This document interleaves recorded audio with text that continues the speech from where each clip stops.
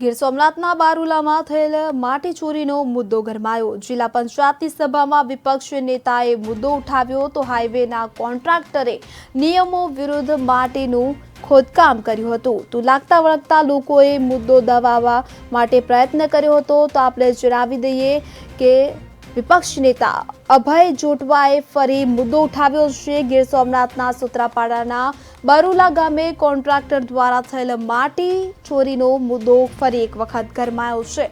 મળેલ જિલ્લા પંચાયતની સામાન્ય સભામાં ફરી વિપક્ષ નેતા અભય જોટવાએ મુદ્દો ઉઠાવ્યો। સૂત્રાપાડાના બરુલા ગામના તળાવમાંથી નેશનલ હાઈવેના કોન્ટ્રાક્ટરે નિયમો વિરુદ્ધ માટીનું ખોદકામ કરી પરિવહન કર્યું હતું કે જેના કારણે તળાવની પાળો ક્ષતિગ્રસ્ત બનતા ગામની સીમમાં આવેલા હજારો વીઘા ખેતીની જમીન કે જે જોખમમાં મુકાઈ હતી, જે અંગે ફરિયાદ કરવામાં આવતા સિંચાઈ વિભાગના અધિકારીઓએ સ્થળ ઉપર દોડી આવી તપાસ હાથ ધરી હતી। ત્યારે મળેલ જિલ્લા પંચાયતની સામાન્ય સભામાં વિપક્ષ નેતા અભય જોટવાએ ફરી મુદ્દો ઉઠાવ્યો હતો।